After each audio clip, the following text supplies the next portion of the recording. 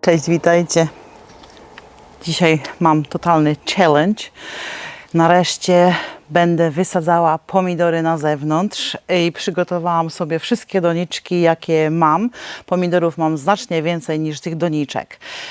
Porozkładałam sobie też pomidorki w szklarni, ale będę je dopiero wysadzała w szklarni wieczorem, jak już się ochłodzi, ponieważ mamy 9 rano, a mamy też 25 stopni, także cieszę się po prostu dniem. Ubrałam lekką koszulkę i jakieś tam leginsy, słuchajcie, żeby się też nie zaparzyć jak roślinki.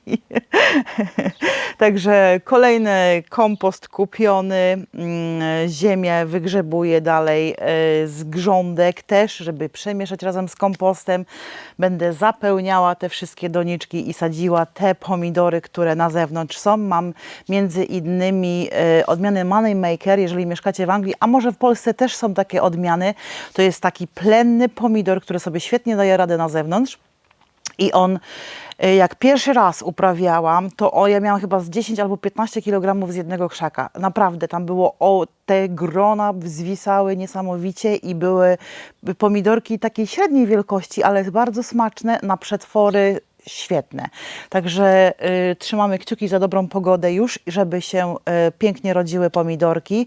No i cóż, i te wszystkie doniczki dzisiaj będą zapełnione i przy okazji może złapię troszeczkę słońca. Chociaż pamiętajcie o tym, żeby krem z filtrem też stosować i ja to robię, ponieważ w jakimś tam wieku okazuje się, że wychodzą plamy, tak zwane plamy starcze, ale to są też głównie z działania słońca, zbyt ostrego słońca. Także w międzyczasie będę sobie wchodziła do domu na kawkę, żeby się ochłodzić. Także tak, tu mam sałatę, którą sadziłam już jakiś czas temu, ale tam było jej za ciemno w moim narożniku i ja ją wsadziłam też do szklarni. Sałata została objedzona przez ślimaki, dlatego musiałam posypać niebieskim granulatem. Na runo owcze tu jest za małe i nie wiem, czy runo owcze by się nadawało do tej sałaty, ale z kolei w szklarni ta sałata świetnie rośnie, także, ale będę się musiała jej niedługo pozbyć, ponieważ muszę wsadzić te pomidory. Także taki challenge. Życzcie mi powodzenia. Napiszcie w komentarzu, czy też macie takie rozstawy, słuchajcie, i tyle tych doniczek, żeby jak najwięcej pomieścić w małym ogródeczku, takim jak mój.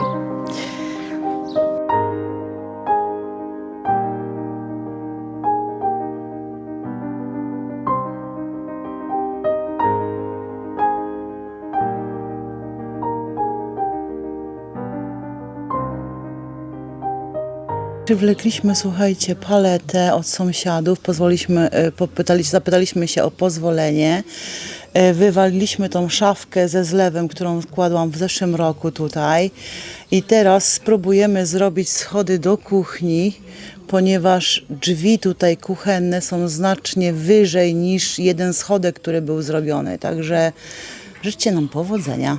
Hałat próbuje najpierw rozebrać na części. No ale ciężko pracuje, także niech pracuje. Dobra, rozkładamy tą paletę.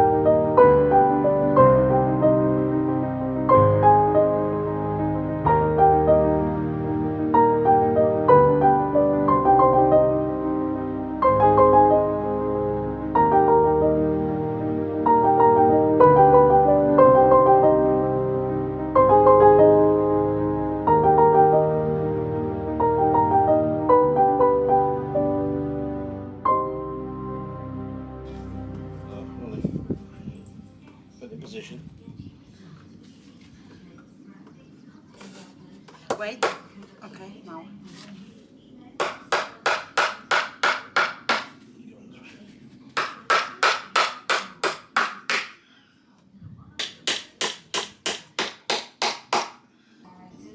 Wherever.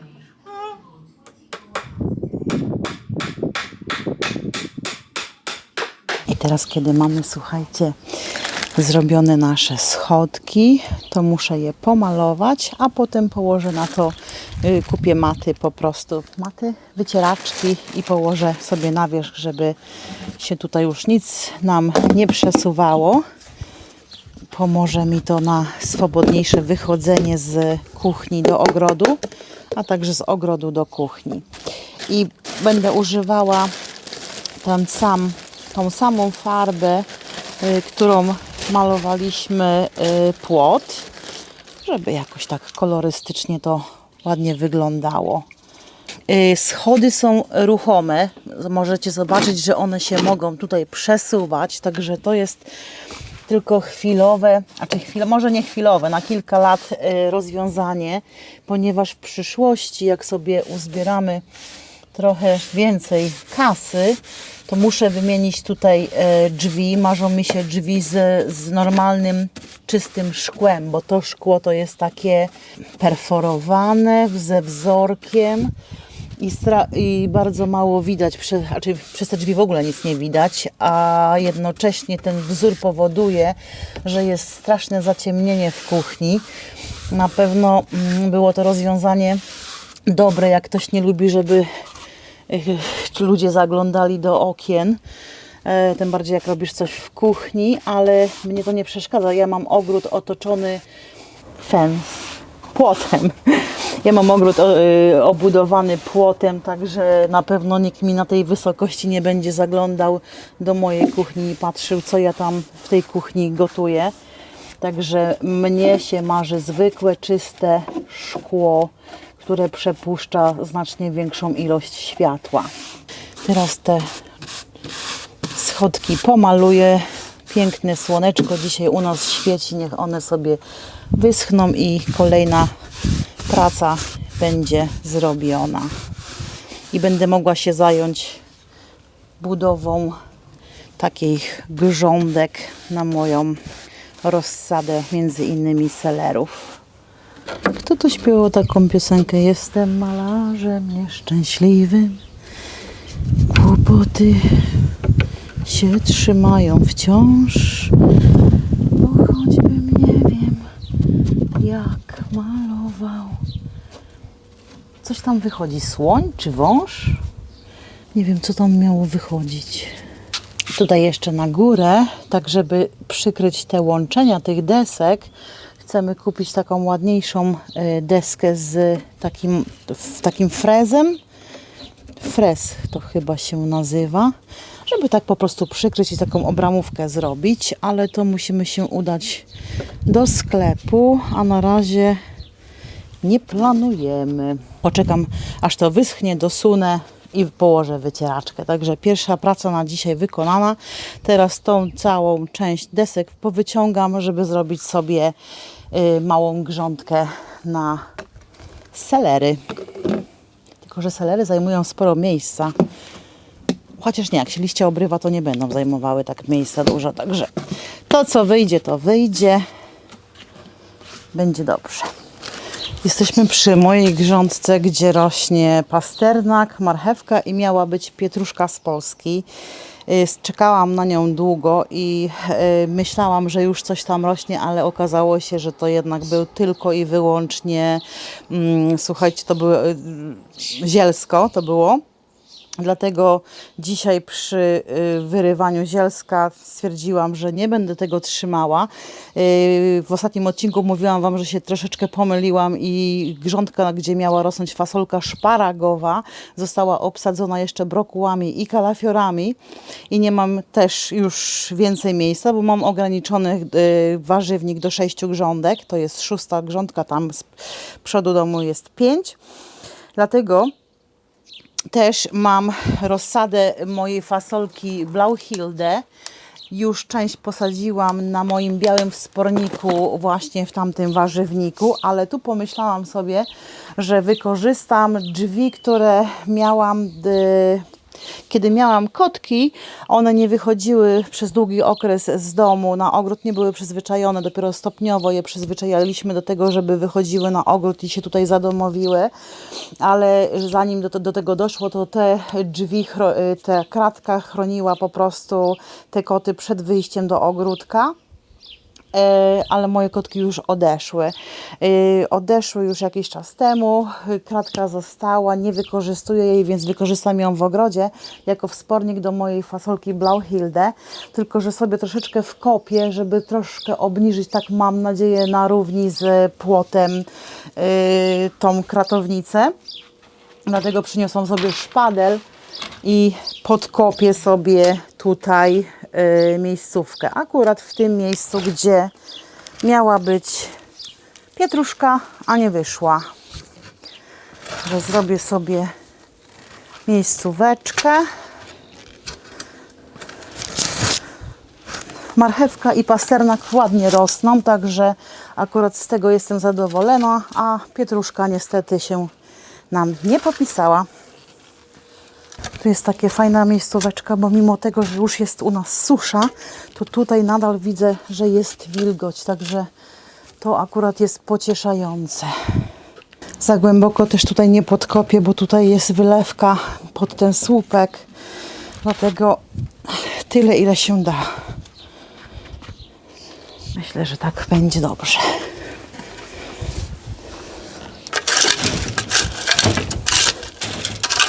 Za mocno nie uklepuję, bo tu będę zaraz fasolkę wsadzała, także przy okazji przekopię tutaj, żeby sobie rozluźnić tą miejscówkę. Kto kopie ziemię w połowie maja, po zimnej Zośce? Marta. Ona jest tutaj mocno zbita, ta ziemia jeszcze nie jest taka ładna, próchniczna, jakbym chciała. Najważniejsze wschody, słuchajcie, to kamienie. Tego mi tutaj nie zabraknie nigdy. Moja piękna fasolka Blauhilde. Tak przekładam tą ziemię z miejsca na miejsce. No, tak się robi. System korzeniowy piękny. Fasolka piękna. Cieplutko jest. Także niech sobie rośnie.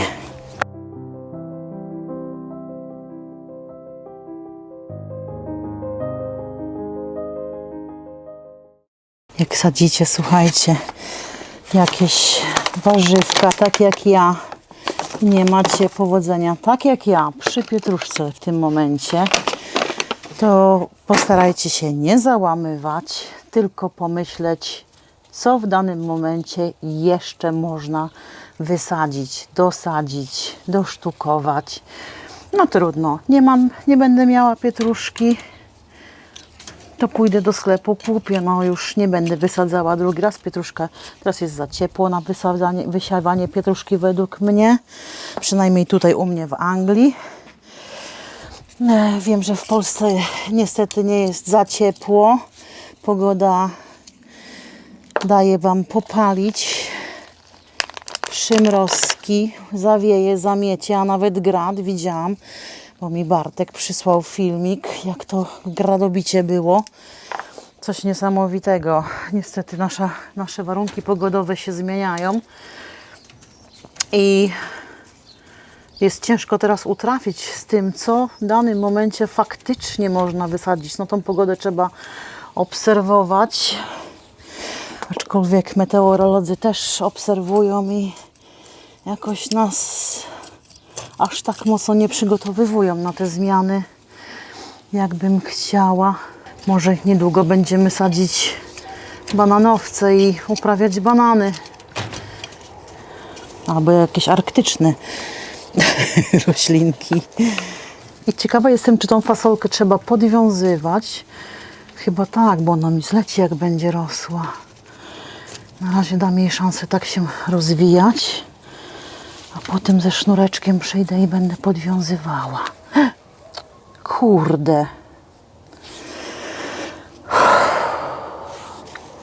Rośnij. Tu jeszcze jest inny pęd, także to był tylko liść. Taka kruchutka jest. Uważajcie, bo naprawdę krucha. Tu kruche są te...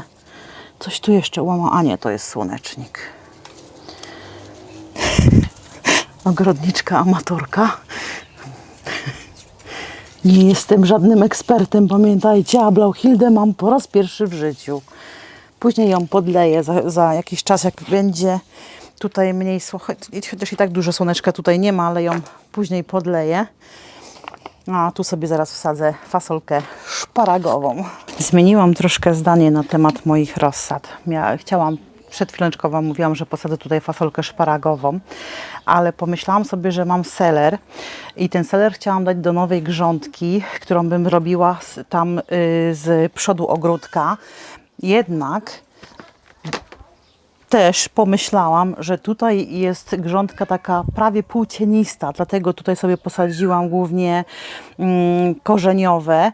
Seler też nie kwitnie, to też jest korzeń i tutaj mam tak w połowę dnia mam słoneczka, ale ono jest takie rozproszone. Seler lubi też takie półcieniste, cienie słoneczne lub półcieniste, dlatego tu mu będzie znacznie lepiej, bo tutaj ta ziemia jest najbardziej wilgotna. W przodzie ogrodu ziemia szybciej wysycha niż tutaj, no bo ze względu na ten półcień. Dlatego zmieniłam zdanie i spróbuję sobie wysadzić tutaj seler. Seler sadzę pierwszy raz w tym ogródku, słuchajcie, a w ogóle chyba w życiu. Kiedyś sadziłam u rodziców i nie pamiętam jak rósł, bo to było 10 lat temu.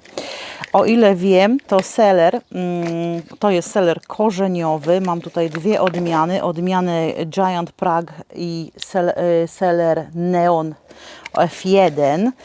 I jeżeli sobie weźmiemy tego Gianta na przykład, czyli jakiegoś olbrzyma, to musimy pamiętać, żeby posadzić go, nie wsadzić do ziemi tego serduszka. Z tego serduszka ma się robić korzonek. Także będę, słuchajcie, starała się tak wysadzać, żeby tego serduszka nie zakopać.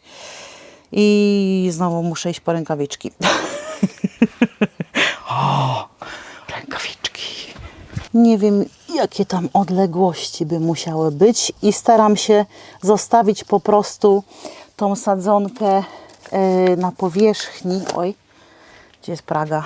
Praga jest tutaj, tak? Oj, sobie wyjęłam etykietkę, też jestem mądra. Wsadzam tak, żeby powierzchnia tej mojej sadzonki była dalej na wierzchu. Ile się zmieści, to się zmieści. Staram się tylko przymocować do ziemi tak, aby ta moja ziemia z sadzonki się trzymała. I odbieram też ziemię, bo będzie mi i tak potrzebna na grządkę, tą moją nową grządkę. Także nadmiar wykorzystam. U mnie to jest wszystko szybko. To naprawdę się muszę postarać. Tak sobie, kochani, posadziłam seler korzeniowy. Wyszło mi tutaj 25 sadzonek. No nie wiem, czy one nie są za gęsto, ale liście będę obrywała. Także będę obrywała, suszyła, rozdawała. Za selerem rośnie fasolka.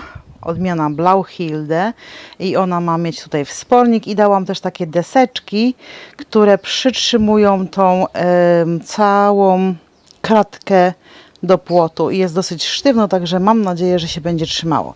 Najwyżej będę wzmacniała jeszcze innymi później. No ale kolejna praca w ogrodzie wykonana. Ja bym nie była sobą, gdybym czegoś nie zmontowała. Oczywiście, oj, tylko coraz mniej miejsca w ogrodzie, aczkolwiek pomyślałam sobie, że skoro mamy palety, dostaliśmy od sąsiada paletę, zmontowaliśmy schody, które ułatwią mi wchodzenie, wychodzenie z kuchni i do kuchni, to i tam w narożniku zlikwidowaliśmy tą szafkę, gdzie był zlew, ponieważ i tak miałam otwarte wiecznie drzwi do kuchni i wchodziłam z warzywami do kuchni, także nie było sensu trzymać tego zlewu. Tam w narożniku też pojawi się jakaś grządka w przyszłości na rośliny, które lubią cień, bo tam już jest chyba po 10 rano, a już tam w narożniku jest cień, także tam się nic więcej nie będzie nadawało, jak tylko cieniolubne roślinki.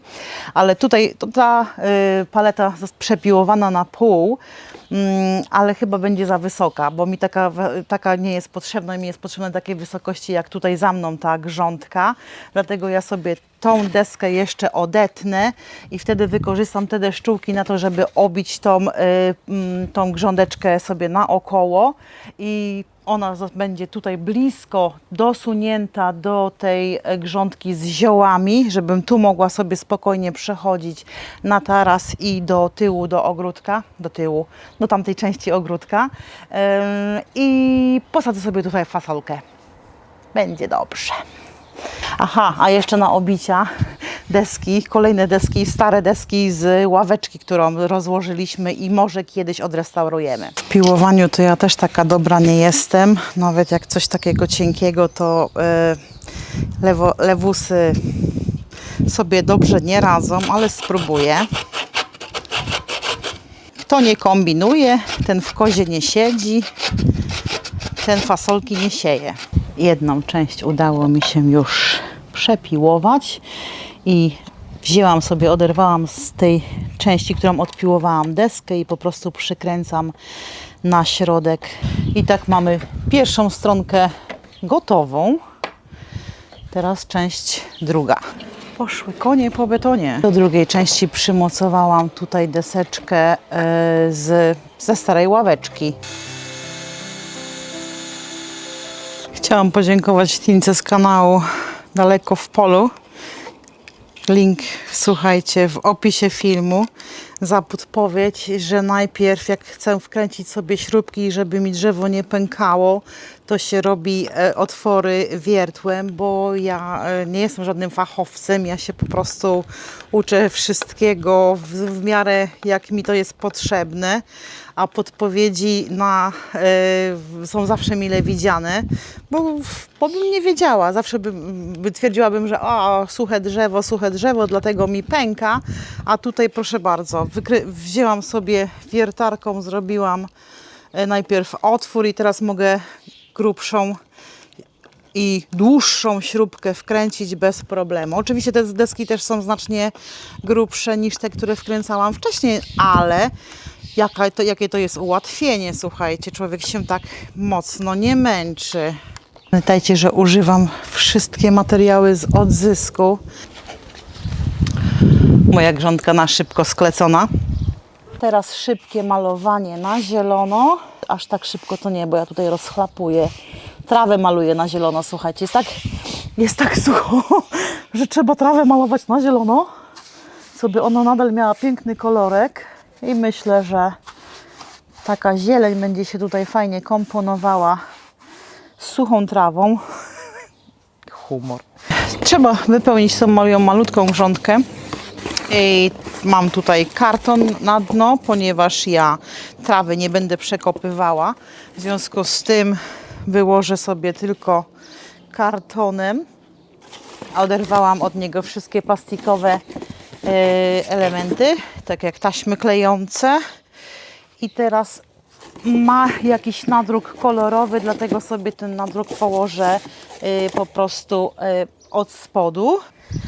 Następnie przywiozę najstarszy kompost, jaki mam z zeszłego roku, bo to jest jesienny kompost, czyli on jest nieprzerobiony, ale wypełnię sobie co najmniej połowę tej grządki kompostem, a dopiero kompostem, nieprzerobioną materią organiczną, wszystkimi resztkami, jakie mam.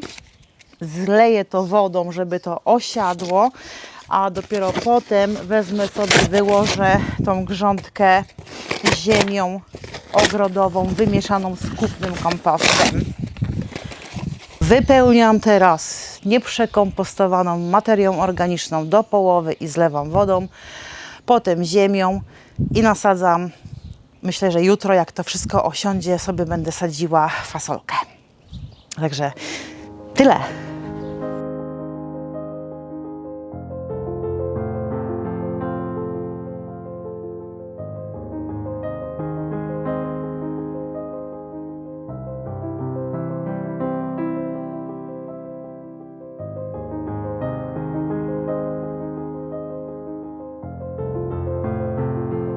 No i tak, kochani, połowę dnia wolnego za mną, schody zrobione, można wchodzić i wychodzić.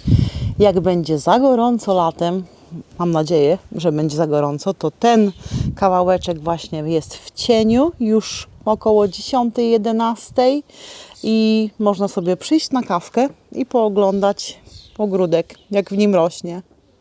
Schody, grządka, wszystko rośnie, fasolka jutro będzie posadzona, szpaki szarżują, nie boją się, szamią. O, młode szpaki, też fajnie popatrzeć właśnie tutaj z tego okienka w kuchni, jak mam, słuchajcie, myję naczynia, czy robię jakiś posiłek i one przylatują, też miło popatrzeć, ale najbardziej miło jest popatrzeć, jak też wróble przelatują, tylko jest ich naprawdę niewiele. Nie wiem, czy u Was też tak te wróble zanikły wręcz, czy to jest już gatunek na wymarciu. Przykre, bo są przepiękne. A tutaj, chociaż szpaki mają takie piękne kolory, w zależności od tego, jak stare one są, w jakim wieku.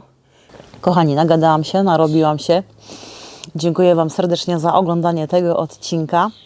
Jeżeli macie jakieś pytania, to zapraszam w sekcji komentarzy. Jeżeli obejrzeliście i chcecie zostawić serduszko, będzie mi bardzo miło. Podobno YouTube lubi takie właśnie adnotacje, że coś się dzieje na kanale, także bardzo proszę o pozostawienie lajka, komentarza, a osoby nowe zapraszam do subskrypcji kanału. Miłego dnia i do następnego tygodnia. Pa, pa.